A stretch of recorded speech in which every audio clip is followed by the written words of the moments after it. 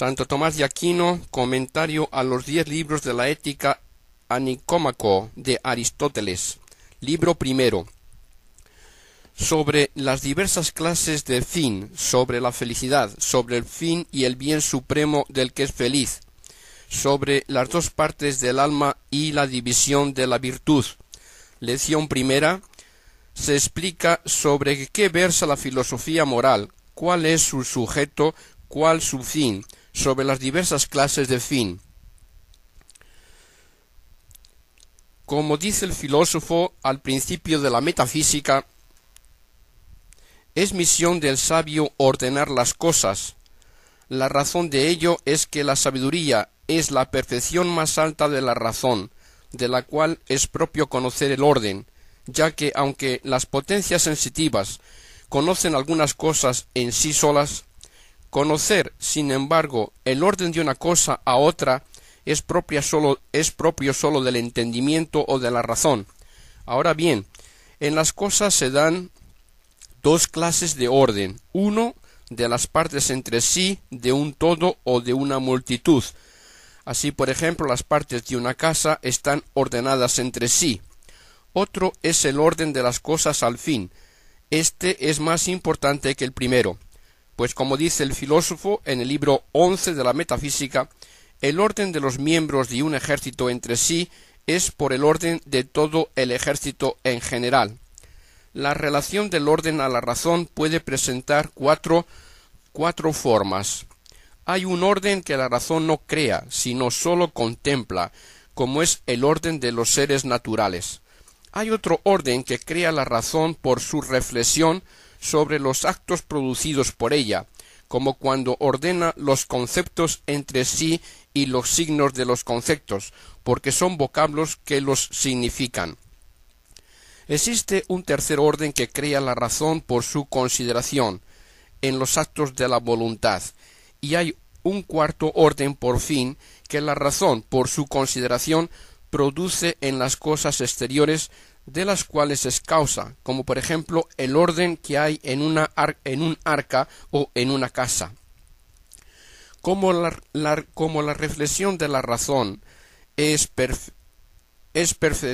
perfeccionada por el hábito, conforme a esos diversos órdenes que la razón propiamente considera, se dan diversas ciencias. Como la reflexión de la razón es perfeccionada por el hábito, conforme a esos diversos órdenes que la razón propiamente considera, se dan diversas ciencias. Así, a la filosofía natural pertenece considerar el orden de las cosas que la razón contempla, pero que no crea, entendiendo por filosofía natural también a la metafísica. El orden que crea la razón reflexionando sobre sus propios actos pertenece a la filosofía racional, cuya misión es estudiar el orden de las partes de la proposición entre sí, y el orden de los principios entre sí, y el de los mismos con las conclusiones. El orden de las acciones voluntarias pertenece al estudio que hace la filosofía moral, y el orden que la razón por su actividad pone en las cosas exteriores fabricadas por medio de la razón humana pertenece a las artes mecánicas. Así pues, la filosofía moral, de la cual ahora nos vamos a ocupar, tiene como propio el estudio de las operaciones humanas en cuanto que están ordenadas entre sí al fin. Llamo operaciones humanas a aquellas que proceden de la voluntad del hombre conforme al orden que prescribe la razón.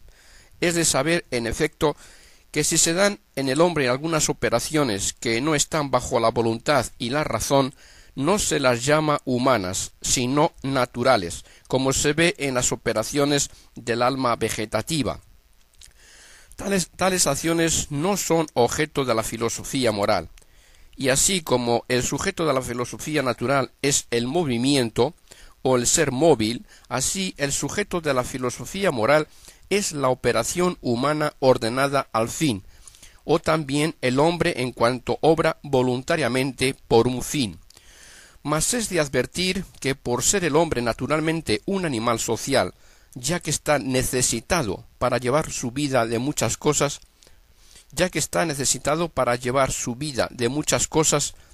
que no puede procurárselas por sí solo. Es por eso, naturalmente, parte de una multitud de la cual recibe la ayuda necesaria para llevar una vida digna. Esa ayuda la necesita para dos cosas. En primer lugar, para lo que es necesario para vivir, sin lo cual no se puede pasar la vida presente. Esa ayuda se la presta al hombre la multitud o colectividad doméstica de la cual forma parte. Así, todo hombre recibe de sus padres el nacimiento, el sustento y la educación. Asimismo, todos los miembros de la familia doméstica se ayudan mutuamente a las necesidades de la vida. Otra clase de ayuda recibe el hombre de la multitud de que forma parte en orden a la perfecta suficiencia de la vida, es decir, para que no sólo viva, sino que lleve una vida digna, disponiendo de todo lo que le es suficiente para vivir. Esa clase de ayuda se le presta la multitud civil, de la cual forma parte, y no sólo por lo que hace a los bienes temporales, porque en una ciudad hay muchos medios a los que no llega una familia particular, sino también por lo que atañe a los bienes morales, en cuanto que la autoridad pública disuade con el miedo al castigo a los jóvenes que se desmandan y a los que la autoridad paterna no es capaz de corregir. Pero hay que tener en cuenta que ese todo, la multitud civil o la familia doméstica, no tiene más unidad que la del orden, que no hace a algo ser absolutamente uno. De aquí que pueda una parte de ese todo tener una operación que no sea la operación del todo, como por ejemplo el soldado en el ejército tiene una operación que no es la de todo el ejército, pero el todo mismo tiene una operación que no es propia de alguna de sus partes, sino del todo. Por ejemplo, la lucha que entabla todo el ejército. Lo mismo el arrastre de la nave es operación de la multitud de los que la impulsan. Existe, en cambio, un todo que tiene unidad no sólo por el orden, sino por la composición o unión, o también por la continuidad, en virtud de la cual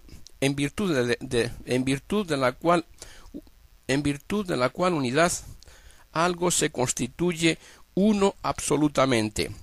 De aquí que no hay ninguna operación de una parte que no lo sea del todo.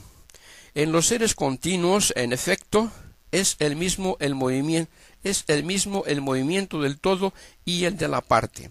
Y lo mismo en los compuestos o unidos. La operación de la parte es principalmente la operación del todo.